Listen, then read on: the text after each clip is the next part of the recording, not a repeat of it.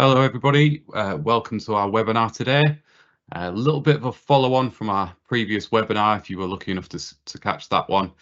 Today we're going to be talking about fresh beginnings and starting the new academic school year through Teams, and if you're a Cloud Design Box user, what you can expect to see with that as well. So I'll just introduce everybody on the call today. You have myself and my colleague Keith. Hi Keith. Morning, Joe. Good morning. Ready for the session? Oh yeah, this is going to be an exciting one. Being able to get things set up for everyone prior to our students joining their classes at the start of the academic year. It's nice to get everything laid out and all prepared, ready to go. Yes, hopefully we're all prepared as well. Myself and Keith are trainers at Cloud Design Box, so we really specialise in class teams and the educational tools that you can use in there, and also SharePoint as well, specifically things that are useful in education. So as well as myself and Keith, we've got two sort of Microsoft 365 SharePoint oracles on the call, and we have Tony Phillips, our founder, and Microsoft 365 consultant, and we've got Darren Hemming, who's our Chief Operating Officer as well. Good morning, guys. Hi, Joe. Hi, Keith. How you doing? Yeah, good. Thank you, Darren. Yeah, really looking forward to this session. And I'll just move on and let you know what's in store. So before we get started, just explain who we are as a company. So we are Microsoft partners, global training partners, and SDS professional partners. And we currently support over 450 schools, academies, colleges, and MATs. And as part of our customer base, 7 of those customers are Microsoft Showcase schools as well. So we also help to manage school data sync. So there's quite a number of things that we do, and hopefully you get a bit of an insight into that today as we spin around all of the areas of class teams and our intranet. So along with our SharePoint intranet, assignment tools and other services to help teachers save time, we also provide the following solutions to make the end of year and the start of the new year easier for teachers and students. So we create some centralized subject areas, so we don't have to move content here, there and everywhere across teams, so they're year on year. We manage the rollover process, so we archive old teams. I'll speak a little bit about that at the start and how that makes your life easier. We can create next year's teams early, so that's really the focus of today. We're going to look at some things you can do in those teams once they get created. We have a managed SDS service as well, so we'll set up and support automating these classes from the MIS data. So you can create an electronic version, digital version of your school with all those many, sometimes hundreds, thousands of class teams as well. And to start the session off, I will actually look at this. We have a time machine. So if you do need to go back to those old classes, you can do it really easily. So here's the agenda for today. I'm going to have a brief look at class dashboard, and then we're going to jump into a newly created team. I'm going to create a class notebook from scratch and look at how you can save a bit of time with that. And then I'm going to pass over to Keith. He's going to look at creating channels in Teams. So you've got different areas for the content that you're going to cover during the year. We'll look at scheduling assignments as well. So if you're a savvy teacher, you can really set yourself up and hit the ground running with that. We'll talk about activating teams, what that means, and we'll also talk about moving student work into an area of the class team so that everybody can see it as well, so particularly applying to coursework. After that, we'll open up to Q&A, so if there's any questions you have about class teams or SDS or our services, you can ask away because you've got all 4 of us on the call ready to go. So I'm just going to jump across to Teams. I am still there. And just talk about accessing Teams in general. Now it's going to have to just refresh the page. So if you're coming into Microsoft Teams, when this loads, it'll show you all of the teams that you're a member of. And as part of our management process, we will archive last year's class teams, and then at the start of the new year, you'll see your new teams appearing here.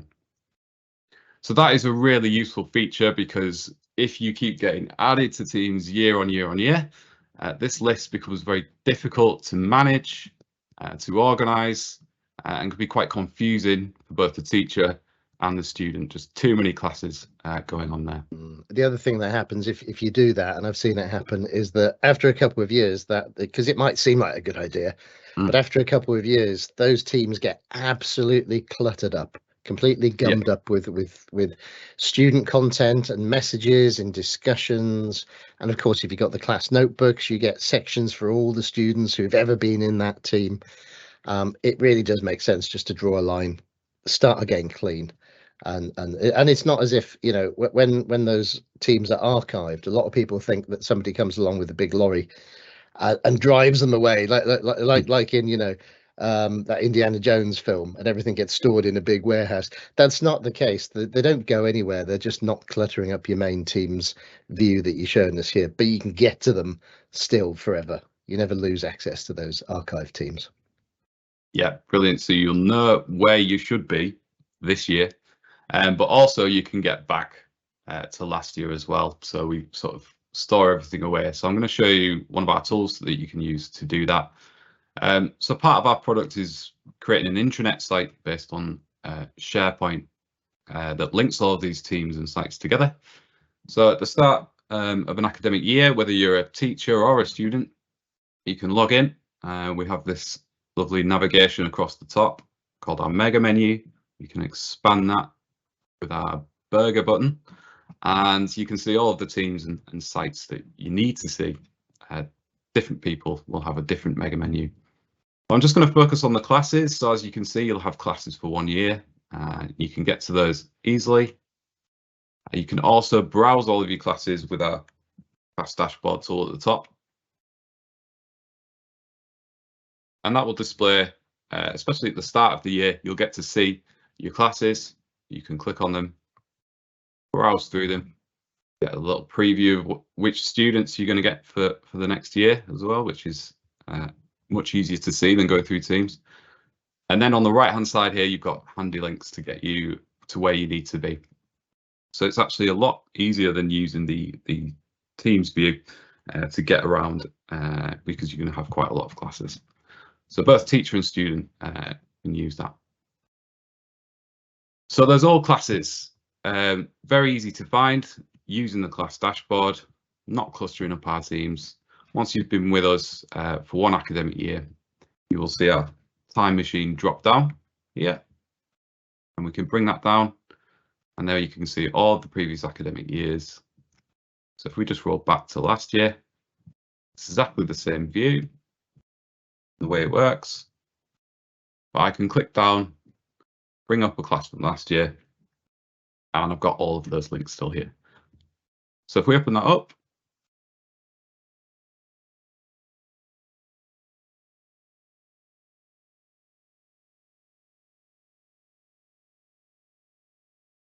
you'll see looks exactly as you would expect with a class team, but you'll have a banner across the top saying it's archived. You can't create conversations, you can't create new assignments, you can't continue to work in class notebook. It's been tidied away. But if you need any content, let's say we want last year's grades, it's all visible to you. And you can download copies of things.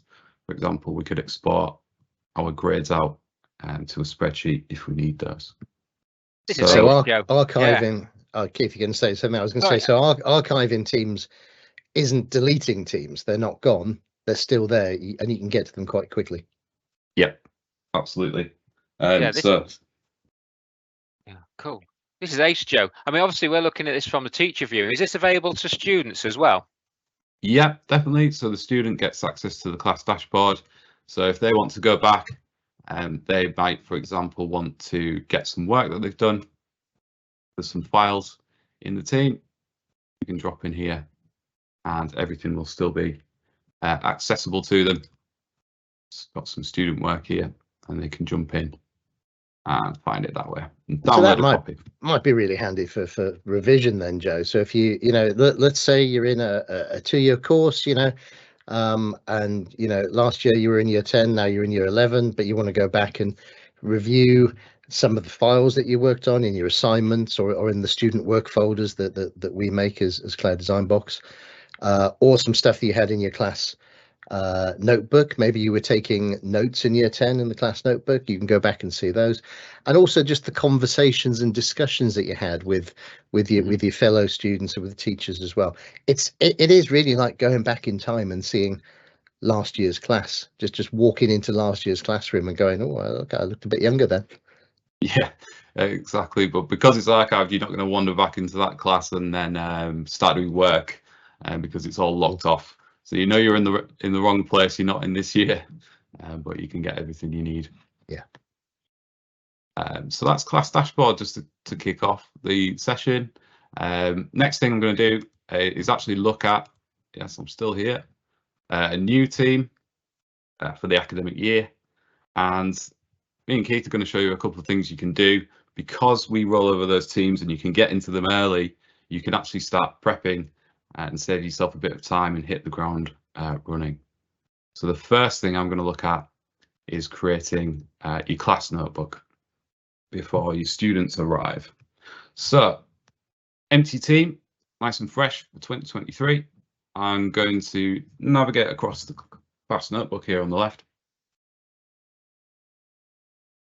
And whenever you start a class notebook at any time in the year, there's a little wizard tool to take you through it. Really handy if you're a first-time user as well. So we can click Setup. Now, if you are wanting to bring anything across from old classes, from other notebooks, you can actually use this second option at the bottom. So if you to recycle content and save yourself a little bit of time.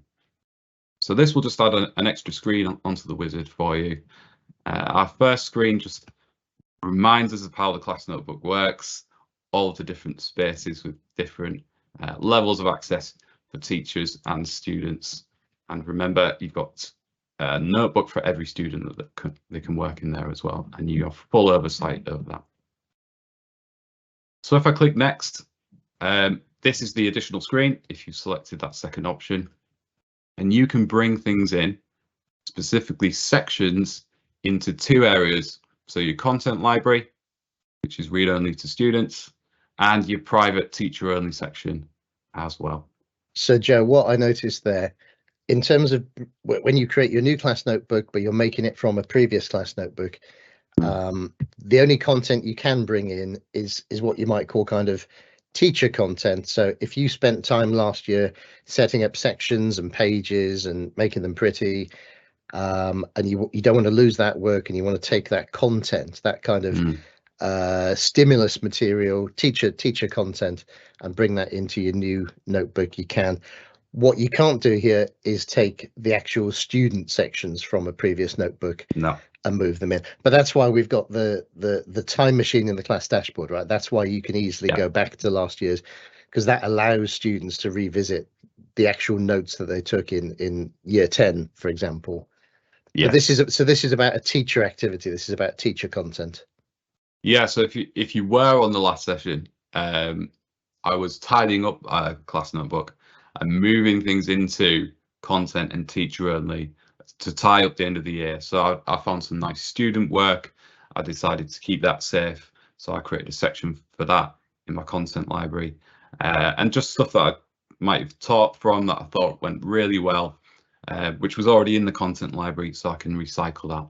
So if you move things into these two areas before the end of the year, because you think, oh, that's actually going to be useful again next year, this is where we can add it into a new notebook.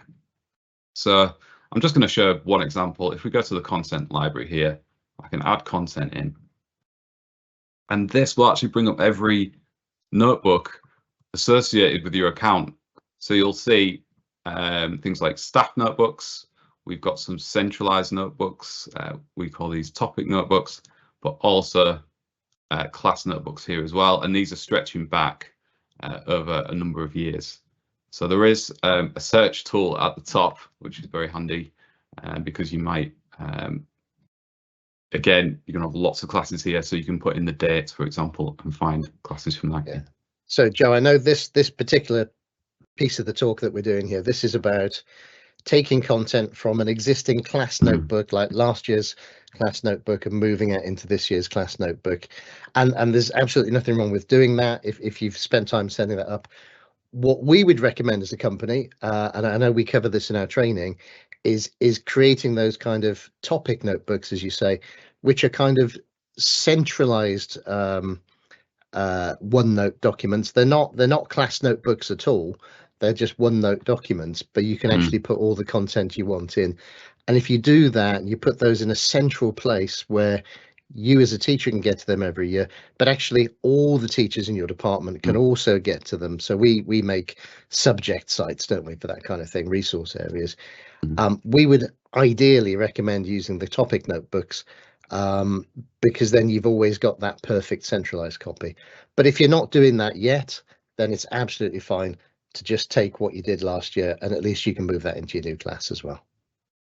Yeah, if people want any more info on that, we've created some content to help show that. So yeah, as you said, Darren, this topic notebook here, all the history teachers are members of it. So when they do this, they will all see that, and we can all just grab things from there. Yeah, because sharing's caring, right? Exactly, definitely. In this case, I'm going to grab some student work that I thought was really good from last year. And this will bring up, again, only content and teacher, so you can't grab things from student notebooks, but we've moved stuff in here. We've got some nice student work in this section that I moved across. And also maybe this Elizabethan England, these lessons that I taught, went really well. I love the content. Let's not create it again. I know you worked hard on that, Joe, to be fair, making that content. Yeah, I know so much about Elizabeth I now. So and again, when you say the student work there, that's not about saying, oh, this is me taking a copy of all the student work in case Ofsted come in and want to see it. This is maybe exemplar student work. You know, last year a student did something absolutely amazing about, you know, the Elizabeth and Drake and the Armada. They did a fantastic piece of work.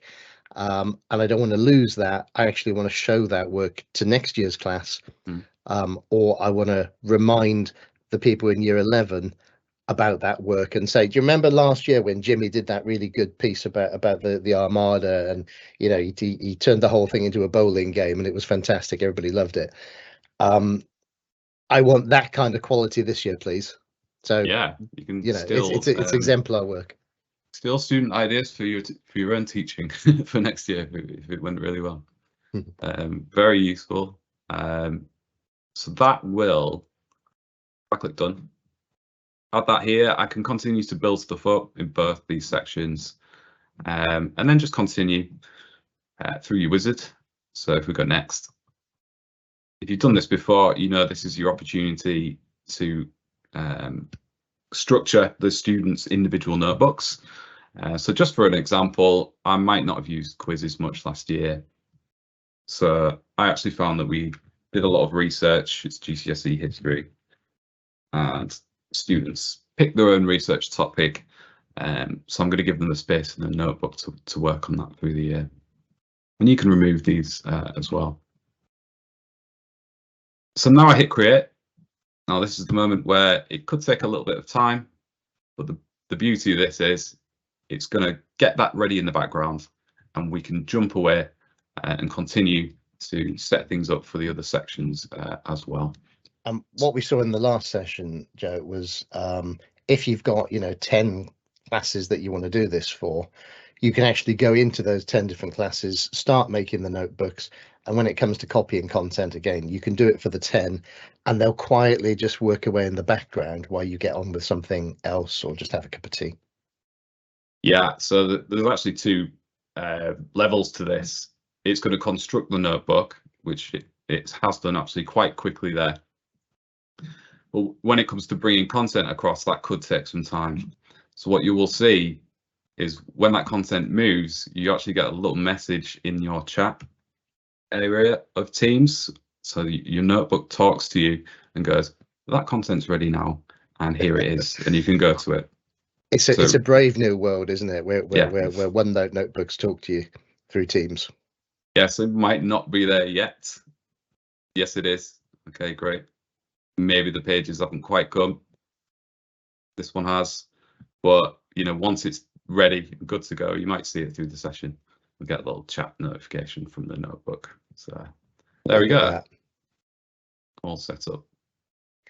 That was really quick, actually. Yeah. Since we're talking about the Armada, God blew and they were copied. That's what's happened there. Yes, exactly. It's blown in the content from last year. So I'll leave that there. I'll pass on to Keith, who's got some other useful things to show you. I think you're creating channels first, do you, Keith? Yeah, thanks, Joe. That was really interesting. So I'm just going to just pull my screen through. Hopefully that should just come through into there. There we go. Look, so I'm back in the class. Thanks, Joe. Spinning up the notebook, really, really useful. And I must admit, often when I'm training class notebook, I do often sort of recommend that teaching staff spin up that notebook maybe an afternoon before they're due to use it, or a couple of days before, only because if you've got a large class size, that has to do an awful lot of work in the background, spin up each individual notebook for each student. So as you say, it can take just a little bit of time there, so which is really really something to bear in mind. So for my section, I'm going to start looking at kind of a little bit of the nuts and bolts. So we're going to create some channels to start off with. So out of the box, when you come to your new class team, as we can see, this is a blank team. This is a year 10 history class, and we've got all our usual bits on the side. So we've got our class notebook here, our assignments and grades tabs, and we've got our files and bits and bats going at the top here. The big blue activate button is waiting for me at the top. Now, I've been told I'm not allowed to press that until I'm finished, so I get the joy of actually activating the class and letting everybody in to use it. But prior to that, we're actually going to put some channels in. So out of the box, you get a general channel. So this is where all our kind of conversations we're going to be having with our students will all go into this particular area. However, over a period of time, the general channel can actually get really quite busy.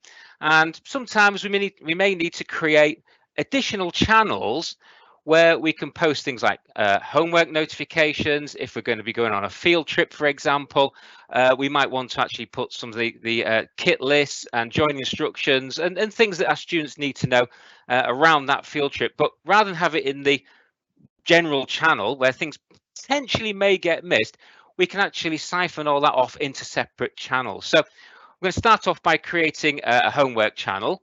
And in that homework channel is where all my notifications around class assignments are going to be going. So when I create an assignment, the notification for that will go into the homework channel, and any reminders that I'm going to have for my students. So, you know, remind them to get the homework kind of turned in. We're going to also post that into our homework channel. So to create a channel, I need to come just slightly towards the top of the page here, just where I've got the title of my class. So this is History Year 10. I just come to the right hand side, 3 dots. This is a more options menu here. I can select that, and beneath there I get the option to add a channel. I click on that.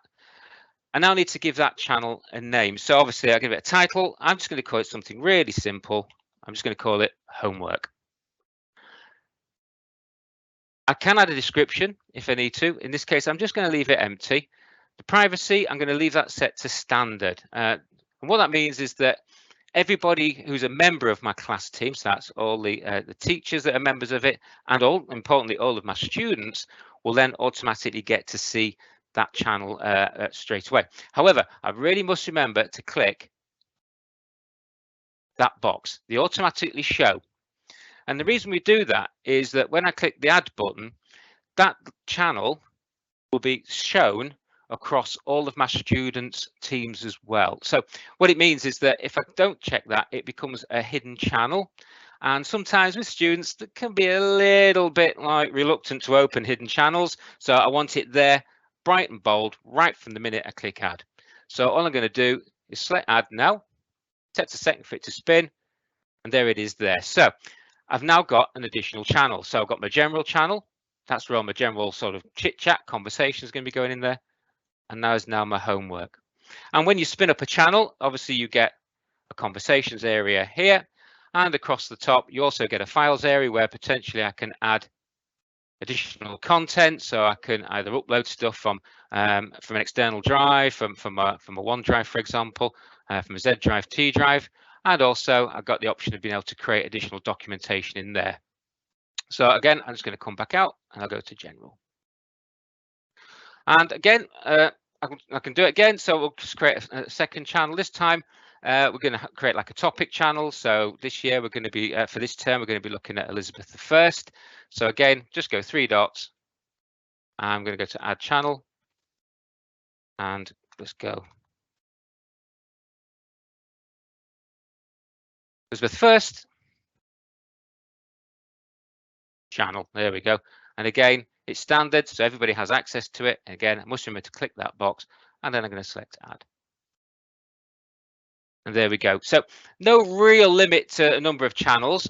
So you can add a channel, not a problem. Just keep adding them. And what it means is that when you actually come to activate the channel, my students are coming in. Everything's all kind of set up now with my channels, and everything's ready to go. I don't need to then start to create channels on the fly. So I'm kind of a bit more sort of prepared, if you like. To delete a channel, again, if I've made a mistake, when I get rid of it, hover over it, 3 dots, and then I get the option here to delete the channel as well. So if I actually decide to change my mind, I don't want to do that, I can actually just erase it from the list. So very, very handy tool that. And you can create them prior to activation of your class team. So Keith, just on that, because obviously throughout the whole year, you might be covering lots of topics. There might be 20 different topics that you cover in there. Yeah. But teachers are flexible, right? So it might be they might want to create the first 5 topics in there, ready for when the kids come in September, say. And then for the next batch of topics, maybe you don't create those until it's term 2. Absolutely. Or as you're doing them, you might want to say, well, actually, I'm going to create the topic just in time. So as we finish one topic and we're just about to start the next one, that's when that new topic gets created. Definitely. But they're kind of just like folders, I suppose. Yeah. Except they've got the chat component in as well. Absolutely. And I think it was you, Darren, that coined the phrase, we hit the ground running. So everything's all ready. It can be a little bit chaotic at the start of the academic year. Teachers are finding their feet with a new class. Students are finding their feet as well within teams. So this potentially could be the first time students are actually coming into teams, because they're coming from a school that doesn't use it. So if everything's there all set up, it's all ready, it's nice and familiar for them, and it's not, things are not being added or removed and changed. So when they look on, when they actually come into the actual team screen here, there's all my channels. This is what I can see. Not a problem. So general channel, that's where I'm going to be talking to my peers and my teacher. Homework, that's where I'm going to be seeing all my assignments are going to be packed up in there. So again, thinking back to when I started in year 10, and that was a few years ago now. You're excited because you're doing a new course, you're doing this new GCSE thing, and you don't know what's going to be happening. Just the idea that when you come into this team, you might see a load of topics and think, oh great, that's what I'm going to be doing this year. It's quite exciting. Absolutely. Yeah, definitely. So that's creating channels. So the next thing I want to sort of look at then is how we can start to look at creating assignments. So we can actually preload assignments into a team prior to the activation of the team. So I've got a little bit of spare time. It's coming to the end of the summer holidays, and I'm starting to turn my attention towards getting set up for the new academic year. And I can think, well, actually, I can preload some assignments, even if it's only like the first week or the first month of that year, of the academic year. At least it can buy you a little bit of breathing space, so that you can deal with other things that are going on. So you're not having to worry about taking an assignment. Sorry, Keith, just thinking, if this is year 7 coming in, I'm thinking because my son's just about to transition now to year 7, and in that first week or first couple of weeks of year 7, they there's a whole kind of student onboarding that happens where you show the students how it's going to work. So here we are, we're in big school. You do have to tuck your shirt in. Yes, that skirt is too long, too short. And you have to do homework now, by the way. And the way that we're going to do homework is we're going to assign it to you through this team system. So you almost need that first kind of assignment set up so that when those kids come in for that very first lesson, it's already there and you can kind of show it to them on that first day. Yeah, absolutely. So we can go straight into assignments. So again, from Teams, I'm going to select the assignments area. I'm going to go into it, so it should open up quite nicely for me. And as you can see, I've got a blank slate. So I've not actually produced anything yet. And all we're going to do, we're going to actually create an assignment, but we're actually going to schedule it. So it's going to be released sometime in the future. So either we can schedule it for the first day of term. So as Darren says, as part of the onboarding of a student, it's there ready. So I don't have to create it as I'm sort of like showing the onboarding. Also, I can create an assignment to be released sometime in the future, you know, so as we're going. So I'm just going to click create here. And I do get the option of either being able to create a fresh assignment, a quiz, which ties into forms, but also I can use existing. Now, the real beauty of this is I can actually recycle my assignments from previous years. That saves me so much time, you know, so I'm not having to sit down, rewrite the instructions, redo attachments, reset rubrics or anything like that. All I'm going to do, I'm just going to go straight into from existing. And what it does is it actually then shows me all the classes that I've been teaching in the past. So there's a whole host. You can see it goes right back into time here. So I've got loads and loads to choose from. I'm just going to go back to last year's history class. So I'm just going to open that, hit next. And these are all the assignments that I set through the past academic year. So I'm just going to scroll down and I've got one here called Elizabeth I assignment. So that I'm going to roll that out as my assignment. So I select it and then choose next. That's now going to pull it throughout the archive. Oh, and it's actually gone through quite quick. Sometimes it can take just a short while because there's actually quite a busy assignment, this one. So not only have I got things like the instructions in here, but I'm actually pulling content through, so resources, I'm pulling that out also through from SharePoint as well. So there's quite a lot going on in this one. So I do get full edit rights, despite the fact that like it's an assignment that I've used previously. So, you know, I can still amend the title a little bit. I can also change the instructions as well. And also under the new assignments that we've got that Microsoft has released just recently, we can do things like add images as well. And they've given us an improved, larger instruction area as well. So I can actually add to that if need be. Beneath that, I've got my I have my resources that have been attached. So I've got a PowerPoint I want my students to read, and also I've got this worksheet as well that I want them to complete. And also I do get the option of being able to attach further to that as well. So the option for attaching is not locked out just because it's a previously created assignment. So what I do need to do then is just go over to the side here. So this is my dates here. So I can change things around to be released and set up in the future. However, I'm not going to bother with that just for a second. I'm just going to actually change the time somewhat because I don't want my students working into the evening too late. So I'll set it to a proper time. So what I am interested though is in this edit button here. Now, whether this is actually a brand new assignment, so I've actually chosen just to create something from scratch, or I'm recycling assignment, I can come down to this edit button here, and this will then allow me to start thinking about scheduling. So I turn this button to on. Now it's asking me when do I actually want to schedule this assignment. So we're going to go for sometime in the future. So actually it's July at the moment. So I'm going to get myself really well organized. And I want this to be released on, let's say, September the 11th. So that's when I'm going to be teaching that lesson. And I'm going to be teaching that lesson probably in the morning. So let's say it's going to be, according to my timetabling that I've got, I'm going to be teaching that lesson at 10 o'clock in the morning. So as I'm now teaching that lesson, in the background, this assignment will then be released to my students. So I now need to set the due date because obviously we've pushed everything out into the future somewhat. So I'm going to go through to September. September the 11th is going to be the release date. I'm going to give my students 1 week to do the work. So I'm now expecting the due date for that to be on Monday the 18th. I'm going to be generous because it's still the start of the term. I'm not really pressuring my students too much. So the close date, I'm not going to bother setting a hard date for them. I'm feeling a little bit generous still at this time.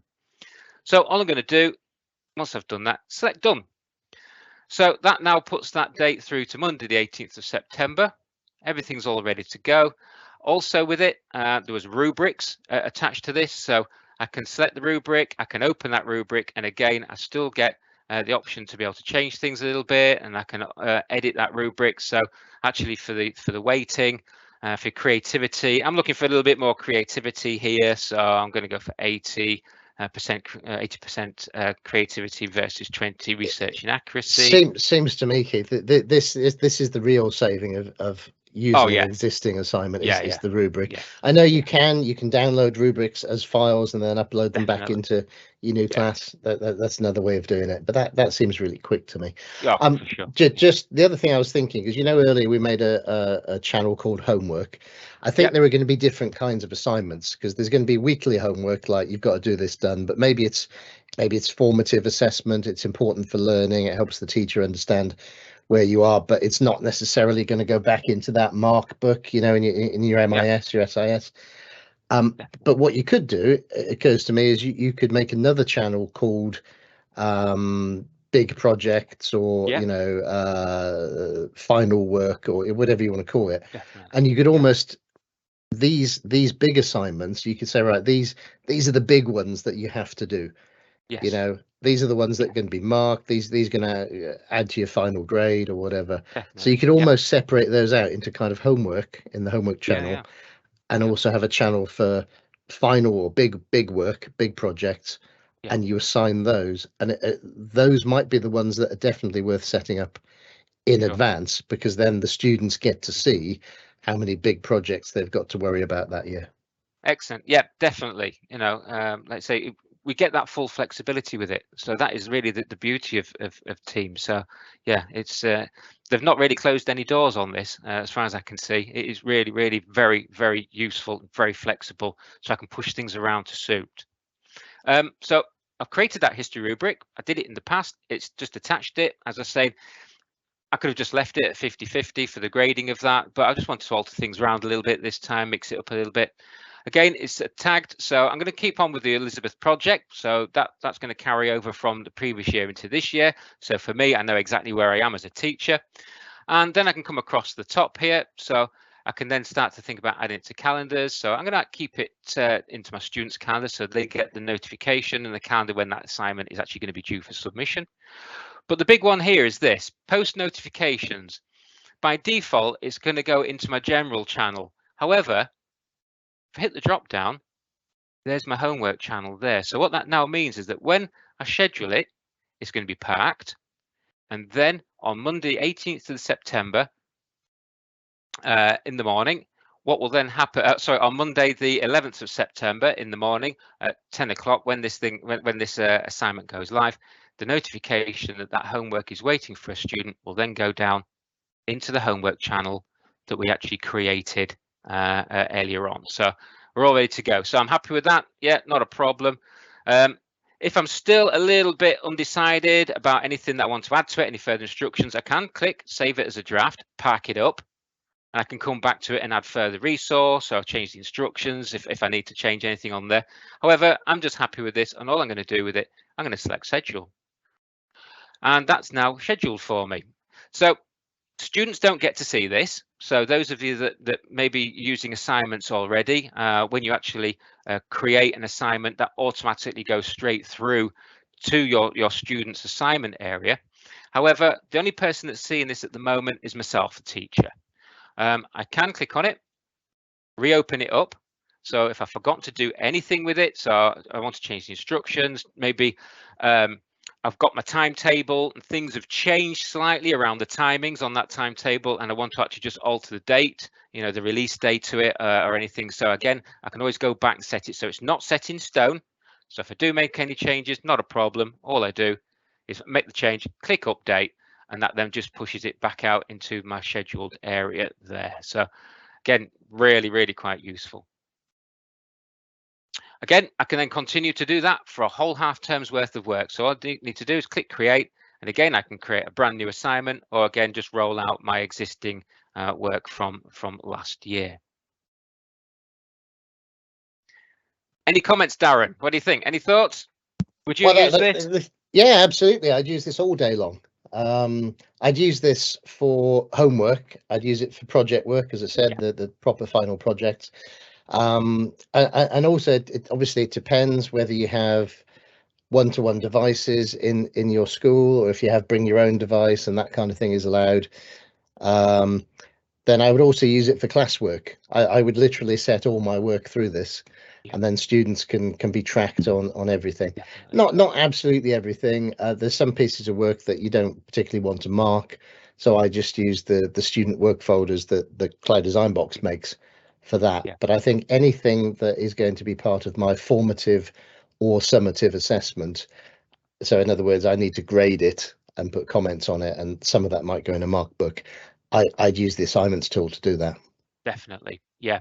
And I mean, when I've talked to a lot of teachers when I've been training, I mean, a lot of teachers saying, oh, well, we like to put homework into the student work folders and grade it from there. But the thing is that with the whole assignments thing, you're formally kind of assessing that work. You're formally giving it a grade.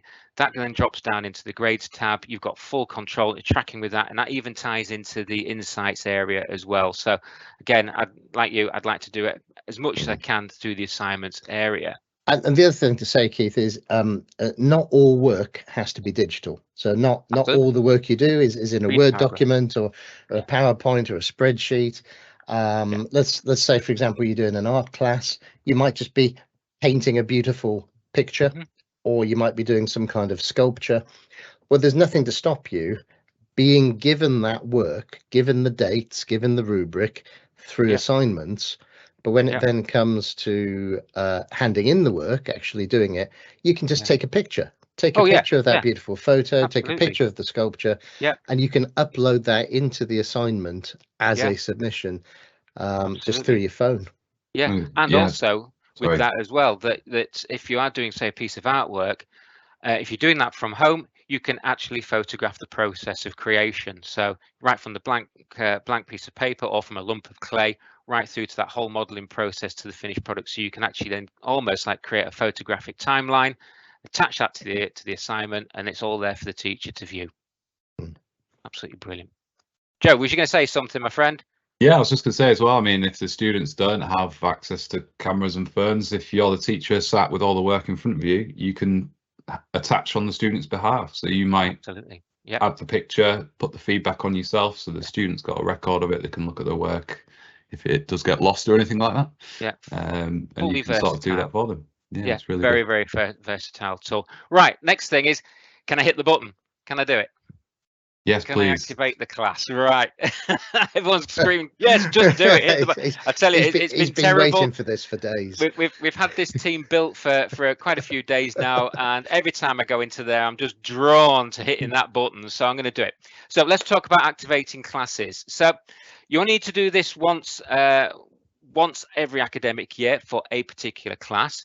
So ideally, maybe do it in the September or prior to the school term starting.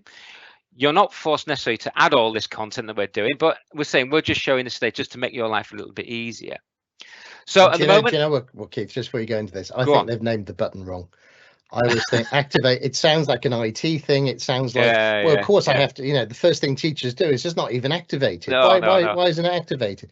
What it means is, right, that button should say, let the kids in.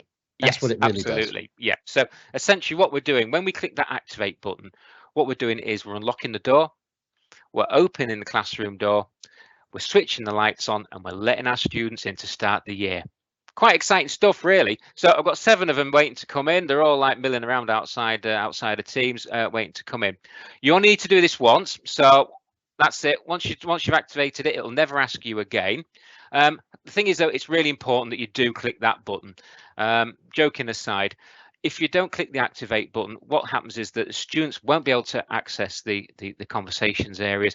They won't be able to access their assignments, and the class notebook just won't work for them. So it really is quite an important button. So we sort of make a little bit of a fun out of it, but essentially, yes, please do hit that button once you're ready to go.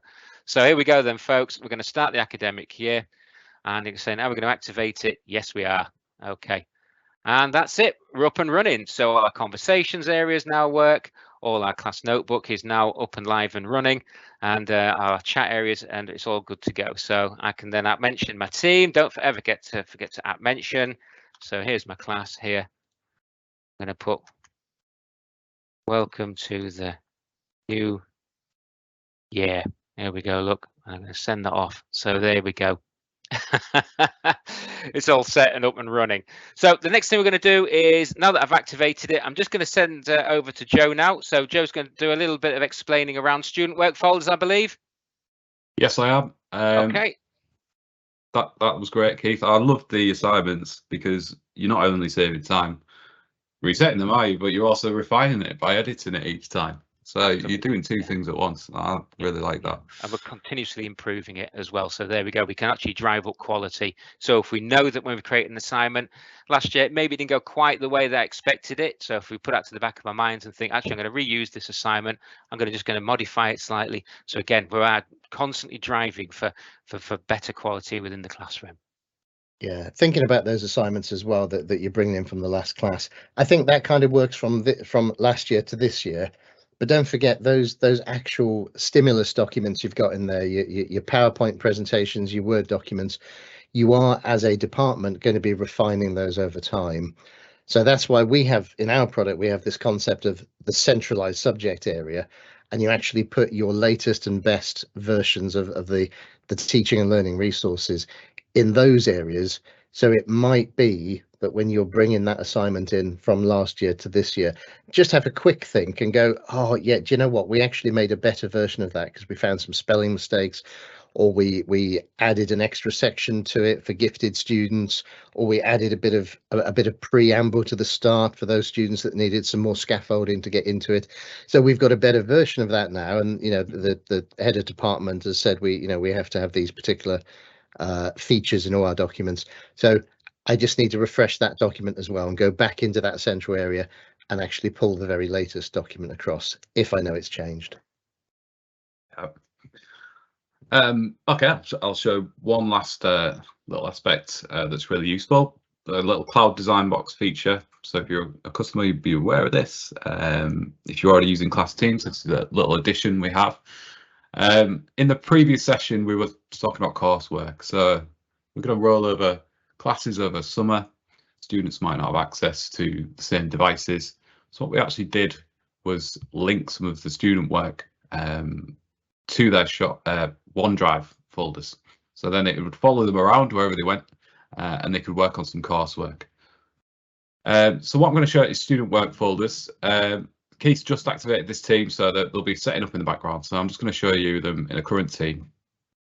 Keeps asking me if I'm back every time. Just let it know that I am. And what we will do is, as part of provisioning these teams, is take all the students in the class and create them a space to put their own work. So any student in the class, you'll be able to navigate to the general channel down here on the left. So we should say, Joe, this is a specific part of the Cloud Design Box product. You don't get this in normal Teams, but you get it if you buy our stuff. Yeah, absolutely. So you will be familiar with class materials, which comes and teachers only as part of the class team. But now you can have an area for each student. So a little bit, as we were saying before, things that aren't always assignments, just somewhere for students to store things that they do in your class. And that means they're not going to be working in OneDrive away from the team and you have no idea what they did. Or even just resources they're finding. It might not necessarily be stuff they've done, but they might be going out on the internet and finding websites and content and PDFs and things like that and pictures and downloading that for future use, ready for when they start doing their projects. It might be that if they've been given a project, that perhaps one of the early stages of that project is to go off and do some research. So it's just a place to put that stuff that's better than OneDrive, because the teachers can see that the students have started to do some stuff in that regard, rather than the student saying, "Oh, it's all in my OneDrive, miss. Yeah, don't worry. Yeah, it's fine." Exactly. So, I mean, that leads us on. Let's talk about the permissions on the folder. So when you go into student work as a teacher, there's all my students. I have full read and edit access over their work. So if they are working on something, I can jump in a folder. If they were working on, say, a bit of coursework here, I can jump into their research projects via Teams, or we could open that up in the browser or the app. And I could actually go into there and add feedback. See, they haven't made a very good start on this one yet. So I could add some comments in, let them know where they're going, what's going well, and we can have that more like ongoing discussion for things like coursework in here. And although it's not as formal as setting an assignment, you know, where it's got a particular title and the document kind of sits inside inside the assignment for the student, this is a little bit more free form, but you can still give really good instructions as a teacher. To make it slightly easier for you to dip into all these, it would be handy, for example, if all the students made a folder that had the same name. So you haven't got some of them calling it Elizabeth 1 and others call it, I don't know, Tudor Revolution in Government, and then there's a subfolder called Elizabeth. So if you're clear with the students about the instructions, it makes it easier for you to pick that stuff up. The other thing you can do within these spaces is you can actually sync the whole student folders library to your device as a teacher. So you can absolutely come into the team and access it through there. That's a very good way of doing it. But you can also hit that sync button, and that means now your Windows device is now going to have a full copy of these on as well. And it makes it easier. And, you know, if you ever wanted to kind of extract work from there and say, I'm going to take a bit of work from that student and a bit of work from this student and show it to Ofsted, it makes it easy because you can just do normal Windows copy and paste once you've got those synced down. Yeah, absolutely. So I think in that case, you probably jump back up a couple of levels to here, student work, and then sync everybody's together. That's right. Get the whole lot in one go. Absolutely. I mean, another thing you can do, you can drop things in there for the student if they're struggling. But as you said, Darren, that's digital skills, students managing files, and maybe collaborating with you and looking at feedback. So it's important skills. Well, that's an end in itself, isn't it? Remember, you know, you might be teaching history, but you're also teaching kids, and that means you're teaching literacy, you're teaching numeracy, you're teaching personal skills like, you know, getting on with each other and collaborating, and you're also teaching those IT skills. It's a very cross-curricular approach to the curriculum. I'm in Wales here, and in Wales the curriculum's gone very, very, very cross-curricular, and I can see that happening across the board fairly soon. So I'll just show then, if students did take work away, I mean, they might have it on a device, it might be different places, but they can upload into here, bring up the file explorer. Now, in the last session, we looked at shortcutting. So we actually shortcutted into a student's OneDrive some coursework here.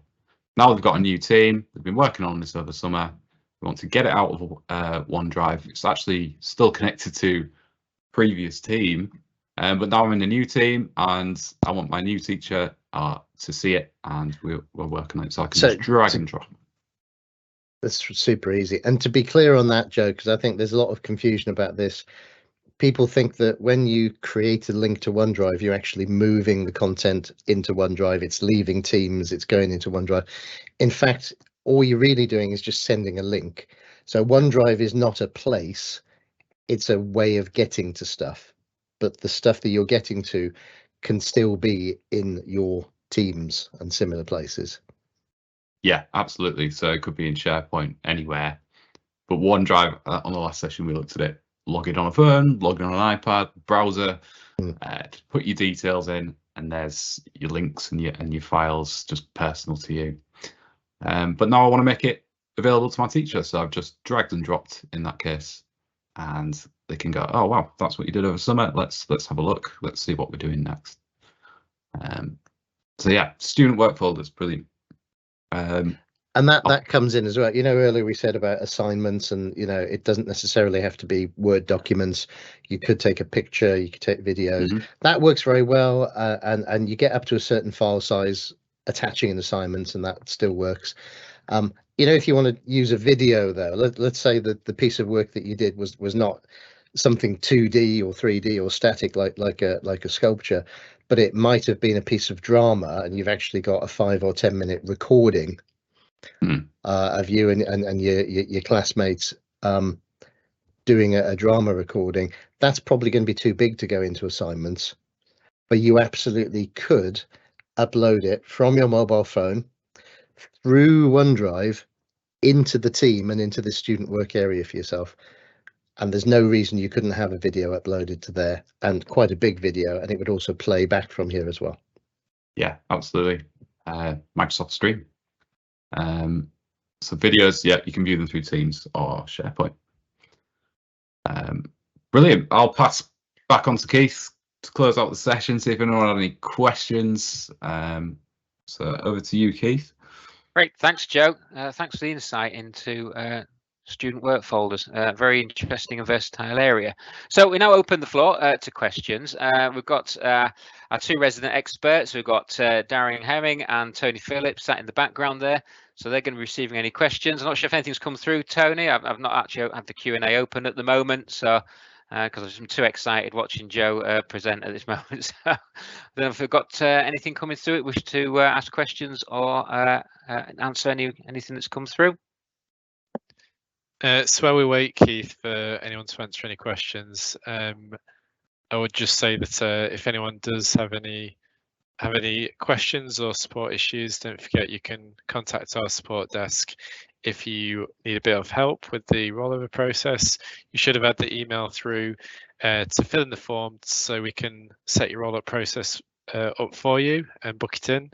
And remember, we can do that in advance. So today was a great demonstration of what you do with the new teams. You could have those new teams now if you want, if your timetable's ready, but not published yet. It's going to be published in September. We can reach into the future and create those teams early. So just be aware that we have sent out the forms to all the Cloud Design Box customers to roll you over. If you haven't received that, or if you're not sure where it is, just drop an email to our support desk and we can help you out with that. That's lovely. Thank you, Tony. So we're just going to hang on just for another second or two, see if anything else comes through. Not seeing too many questions at the moment. We must have been very thorough. That's all I'm going to say, Joe. Yeah, we've been, we've been extremely thorough. Helped along with Darren asking some really great questions as well. So hopefully we've covered all the bases that people need to know for starting the new academic year. Yeah, that was me and you sort of co-teaching that class there and setting it all up in record time. Absolutely. So obviously Cloud Design Box are out there and free to the world. So we've got some free resources to the world, should I say. I mean, the boss will be getting after me, say, offering our services for free. So we've got our website at clouddesignbox.co.uk. Please feel free to email us at info@clouddesignbox.co.uk if you need to find out anything further about the Cloud Design Box product. And we've also got a sales number there at 01482 688 or 890. We're also available on Twitter, so please feel free to scan the codes there. We do have a newsletter. There is tons and absolutely tons of resource that's all free. It's available to you on YouTube as well. So I really do recommend that you go over there. We do regular postings on there, so every time something changes within SharePoint and Teams or anything we think is worth having a look at, you know, myself or Joe will make a video, or Darren will make a video, and we'll actually post that onto YouTube. So again, it's well worth a look if you get a chance. You can also access us on Facebook as well. So just one final thing to note just before we actually finish the session, we've got our third live event that's due to take place on Thursday, 24th of August at 1 o'clock.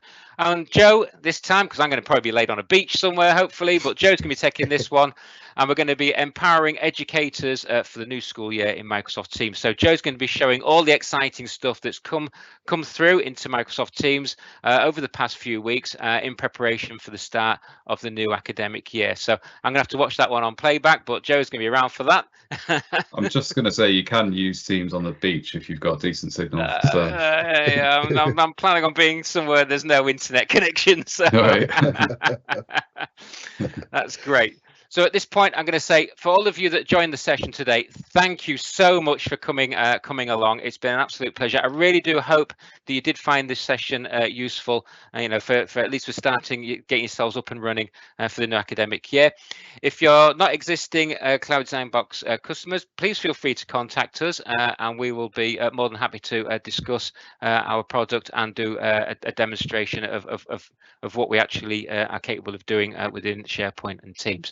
So at this point, I'm going to say thank you for your time, and I'm going to now finish the session. So Darren, Tony, Joe, thanks ever so much for that. It's been an absolute pleasure this morning. So again, I'll speak to you all soon. Thank you.